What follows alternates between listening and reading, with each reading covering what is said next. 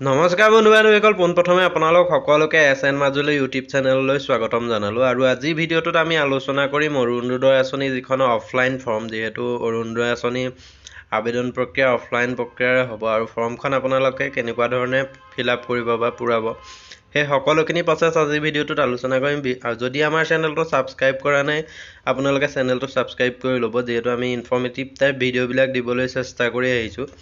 আৰু আপোনালোকে চেনেলটো ছাবস্ক্ৰাইব কৰি ল'লে আমাৰ ভিডিঅ'খিনি পোনপ্ৰথমে আপুনি পাব। বন্ধু-বান্ধৱীসকল, অৰুণোদয় যিখন আঁচনি, সেই অৰুণোদয় আঁচনি যিখন ফৰ্ম হয়, ফৰ্মখনৰ প্ৰথমতে এপ্লিকেশ্যন নাম্বাৰটো থাকিব, আবেদনৰ নম্বৰটো থাকিব, আৰু তাৰ তলতে থাকিলে জিলা। আপুনি যিখন জিলাৰ পৰা আবেদন কৰিব বিচাৰে সেই জিলাখনৰ নাম, আপোনাৰ জিলাখনৰ নাম লিখিব লাগিব। আৰু যদি আপুনি নগৰ অঞ্চলত বাস কৰে, তেতিয়া নগৰ অঞ্চলৰ বক্সটোত মাজতে ইয়াত আছে নগৰ আৰু গ্ৰাম্য, আৰবান আৰু ৰুৰেল বুলি আছে। তাতে যদি নগৰ অঞ্চলত বাস কৰে প্ৰথম বক্সটোত দি দিলে, আৰু গ্ৰাম্য অঞ্চলত বাস কৰিলে ৰুৰেল অপশ্যনটোত টিক মাৰ্ক দিলে।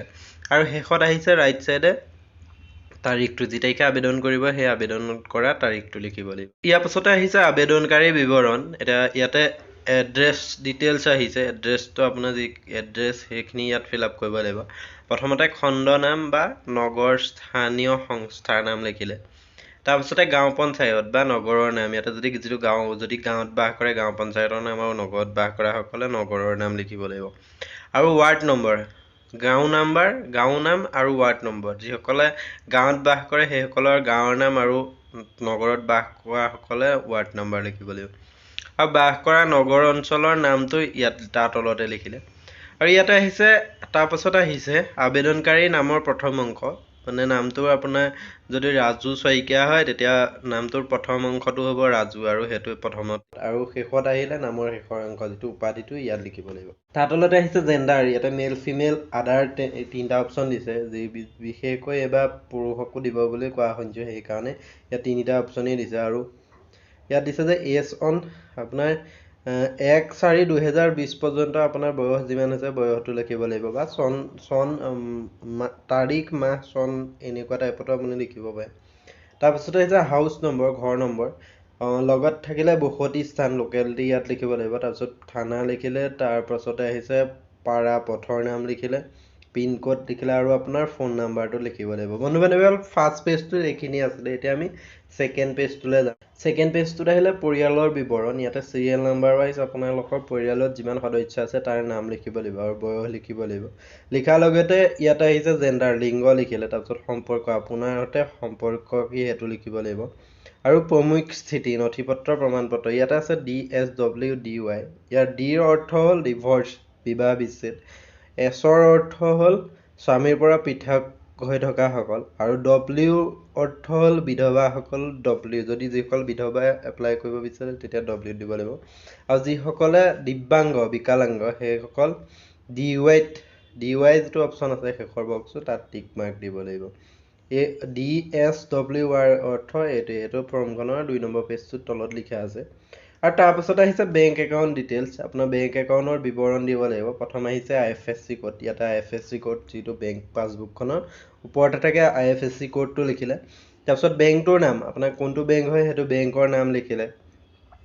আৰু তাৰপিছত বেংকৰ শাখাৰ নাম, আপোনাৰ যিটো ব্ৰাঞ্চৰ নামটো ইয়াত লিখিব লাগিব। আৰু তলত আহিছে বেংক একাউণ্ট নম্বৰ, আপোনাৰ একাউণ্ট নাম্বাৰটো ইয়াত শুদ্ধভাৱে লিখিব, যিহেতু অৰুণোদয় আঁচনি পইচাটো সেই একাউণ্টতে সোমাব, সেইকাৰণে এই ডিটেইলছকেইটা বেংক একাউণ্টৰ ডিটেইলছখিনি ফিল আপ কৰোঁতে শুদ্ধকৈ ফিল আপ কৰিব।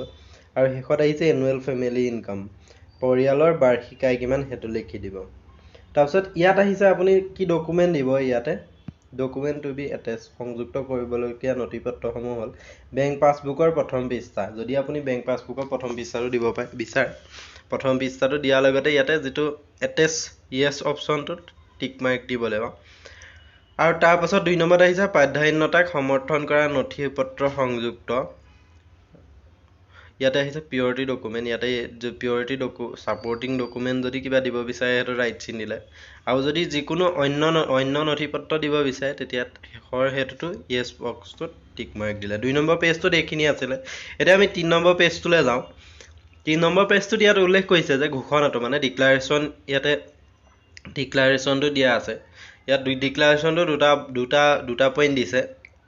প্ৰথমটো হ'ল উপৰোক্ত তথ্যসমূহ মোৰ জ্ঞানত সত্য আৰু মোৰ আবেদন যিকোনো কাৰণবশতঃ বাতিল কৰা হ'ব পাৰে বা মোৰ ওপৰত যিকোনো ব্যৱস্থা গ্ৰহণ কৰা যাব পাৰে সেই অপশ্যনটো টিক মাৰ্ক দিব লাগিব আৰু 2 নম্বৰটো দিছে মই অসম চৰকাৰক মোৰ দ্বাৰা প্ৰদান কৰা তথ্য প্ৰয়োজন অনুসাৰে শুধৰাবলৈ বা এই আঁচনিৰ সৈতে জড়িত চৰকাৰী কাৰ্যাৱলীৰ বাবে উপৰোক্ত তথ্যসমূহ ভাগ বতৰা কৰিবলৈ সন্মতি প্ৰদান কৰিলোঁ সেই অপশ্যনটো দুইটা অপশ্যনত টিক মাৰ্ক দিব লাগিব আৰু টিক মাৰ্ক দি ইয়াত সোঁচাইডে আহিছে হস্তাক্ষৰ এপ্লিকেণ্টৰ যিজনে এপ্লাই কৰিব সেইজনৰ ছিগনেচাৰটো চহীটো মাৰিব ইয়াতে আৰু এই আবেদনখন আপোনাৰ স্থানীয় সংস্থা বা গাঁও পঞ্চায়তৰ কাৰ্যালয়ত যিহেতু এইটো গোটেই প্ৰচেছটো গাঁও পঞ্চায়তৰ দ্বাৰা হয় সেই গাঁও পঞ্চায়তৰ কাৰ্যালয়ত গৈ জমা দিবগৈ লাগিব আৰু তলত ইয়াতে কাৰ্যালয় ব্যৱহাৰৰ বাবে এটা অপশ্যন আহিছে ষ্টেটাছ অফ এপ্লিকেশ্যন আবেদনকাৰী স্থিতিটো তাত লিখিলে বা আবেদনৰ দিনাংক লিখিলে